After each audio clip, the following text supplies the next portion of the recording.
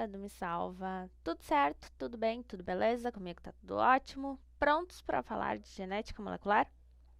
Na última aula a gente descobriu o que é uma PCR, reação em cadeia da polimerase. Sei que você não vai esquecer. E eu dei os ingredientes para fazer essa reação. Mas, nessa aula, agora a gente vai aprender a fazer uma PCR convencional. O que é a PCR convencional? Ela é a técnica que, em 1983, Kary Mullis descobriu. E a gente vai aprender agora a fazer. Você ainda lembra do que a gente vai precisar? A gente vai precisar de água, de magnésio, das nossas bases, de primers, da nossa enzima TAC e, claro, muito importante, o nosso DNA que a gente quer amplificar nessa reação. A reação se desenvolve em vários ciclos repetitivos com aumento e queda de temperatura. Mas por que isso? Por que fazer isso com o DNA? Qual a diferença que essa temperatura faz na reação? Bom, a reação de PCR, ela se divide em 3 etapas que estão diretamente relacionadas com a temperatura. A primeira etapa é a desnaturação da molécula de DNA, que ocorre a 94 graus. A segunda etapa é o anelamento dos primers, que vai ocorrer em 54 graus. E a terceira etapa é a extensão, que ocorre em 72 graus. Por isso que é importante a gente usar um termociclador, que é um aparelho que faz essas mudanças de temperatura e repete tudo isso quantas vezes a gente programar. Então, vamos desvendar a PCR etapa por etapa. Falando, então, primeiramente, da desnaturação. A nossa molécula de DNA, que você já conhece, é uma estrutura em hélice, uma estrutura enroscada. E nas nossas células, a gente tem enzimas que vão ajudar a separar essas fitas para o processo de replicação.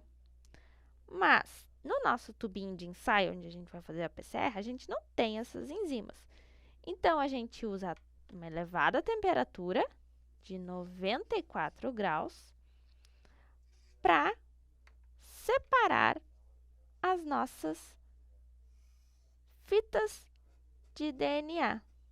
Então, a desnaturação é isso. É a quebra da molécula de DNA em 2 fitas simples. Essa quebra é importante para que a TAC polimerase, as nossas bases, os nossos primers, tenham acesso à fita de DNA, que, se ela tivesse enrolada, não seria possível. Então, essa é a nossa primeira etapa. Seguindo a desnaturação, a gente tem uma queda de temperatura, que é a etapa do anelamento. Essa etapa ocorre a 54 graus.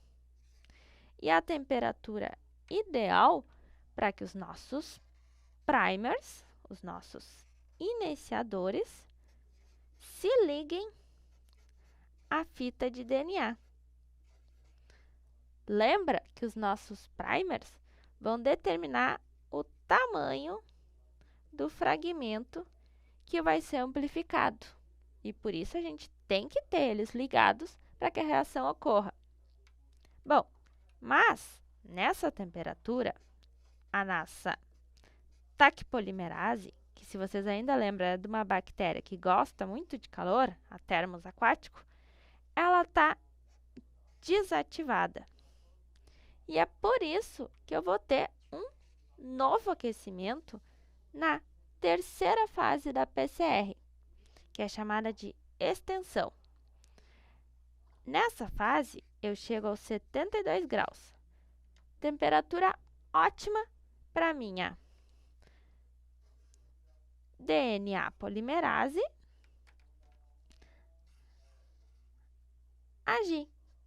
Então, nessa temperatura, a TAC consegue sintetizar as novas fitas de DNA.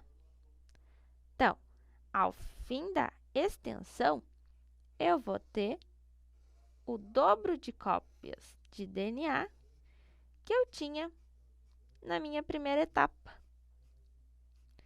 E esse processo vai se repetir quantas vezes eu quiser. Em geral, os programas de PCR têm de 20 a 40 ciclos. Isso vai determinar o tempo da reação e também da quantidade final de produto que eu vou ter. Por exemplo, vamos dizer que eu tenha 2 cópias só de DNA na minha amostra inicial. No meu ciclo seguinte, eu vou ter 4 cópias. Após 5 ciclos, eu vou ter 32 cópias de DNA. E após uma reação inteira de 20 ciclos, eu vou ter 1.048.576 cópias de DNA. Isso porque eu tenho um aumento exponencial do número de cópias relacionado com o número de ciclos que eu faço a minha PCR. E por isso que ela é tão utilizada. Porque mesmo a partir de 2 cópias, ao final de uma PCR, eu consigo ter uma quantidade bem significativa de DNA. Tá. E como que eu sei que a minha PCR convencional funcionou?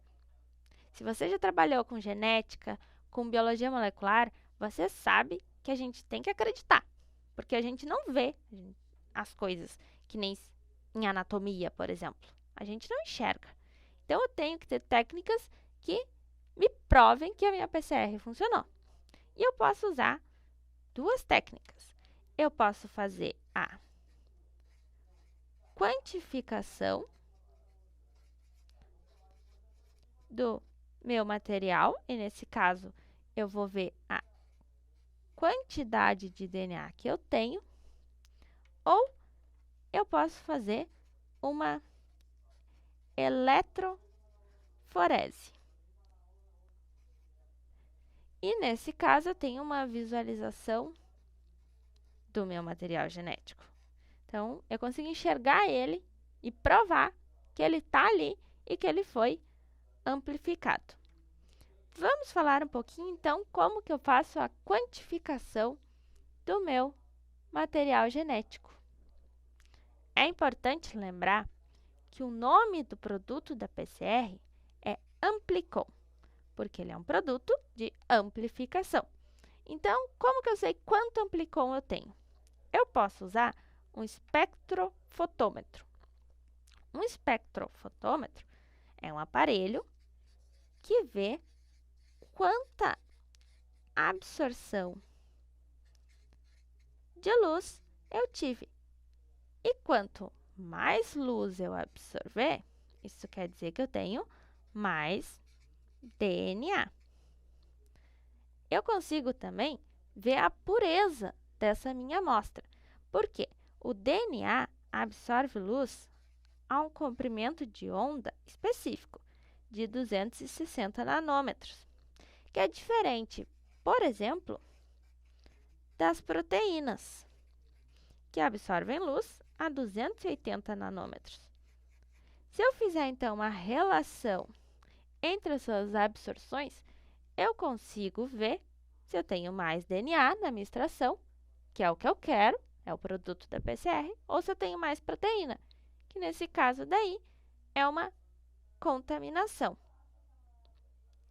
A gente tem o resultado do espectrofotômetro dado em unidades de densidade óptica. 1 OD. E 1 OD equivale a 50 microgramas de DNA.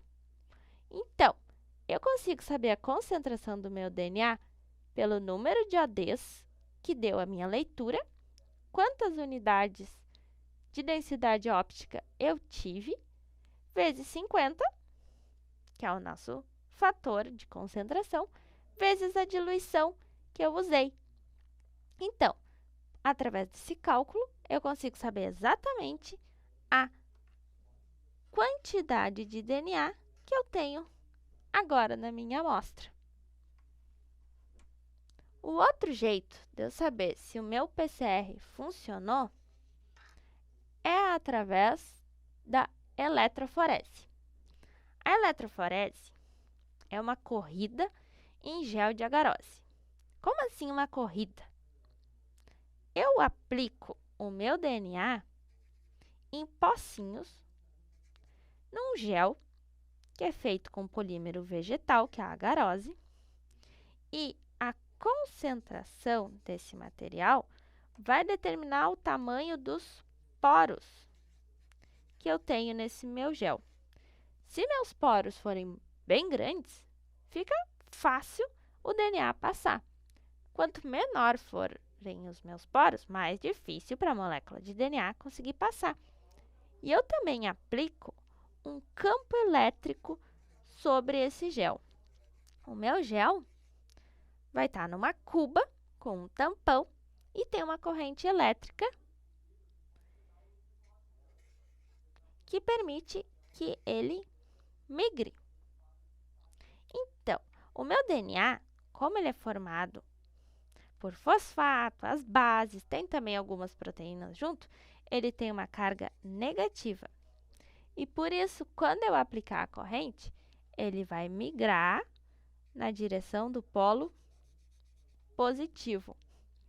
Então, o meu DNA vai migrar em relação ao tamanho desse fragmento, se vai ser mais fácil ou mais difícil ele passar pelos poros do gel, e também pela sua carga elétrica.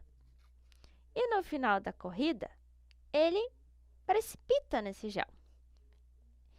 Ele afunda no gel. E por isso ele forma as nossas bandas. E eu consigo, com corantes, ver que o DNA está ali.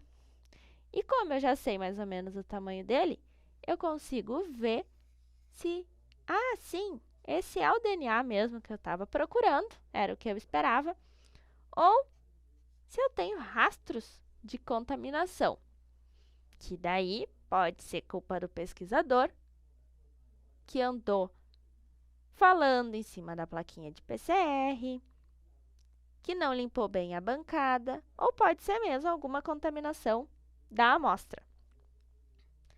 Então, retomando o que vimos nessa aula. A minha fita de DNA é uma fita dupla. Para mim fazer o PCR, a primeira etapa é fazer a desnaturação dessas fitas de DNA. Ou seja, pelo aumento da temperatura, eu separo essas fitas. A etapa seguinte é a ligação do primer. Primer, que é o nosso iniciador. E essa ligação precisa de uma temperatura mais baixa, de 54 graus. A terceira etapa é a extensão feita pela TAC polimerase, que vai gerar, então, as nossas novas fitas de DNA. Lembrem que a TAC polimerase gosta de uma temperatura de 72 graus. Então, nós temos nos nossos ciclos esse sobe e desce de temperatura. E os nossos ciclos são repetidos em média de 20 a 40 vezes, o que permite que a gente consiga uma boa quantidade de DNA para trabalhar. Para mim ver se o meu DNA está lá mesmo, se a minha PCR funcionou, eu posso fazer uma quantificação para ver a quantidade de DNA, que vai ser relacionada com quanta luz essa amostra absorve, ou eu posso fazer uma eletroforese, onde eu consigo ver o meu DNA em um gel de agarose. Bom, se tudo isso que a gente aprendeu agora é a PCR convencional, que foi lá criada em 1983, quais são as variações? O que a gente tem de mais novo? O que a gente pode fazer a partir desse princípio? Tem muita coisa feita a partir da PCR convencional. Não perca, galera! Na nossa próxima aula, a gente fala um pouquinho disso.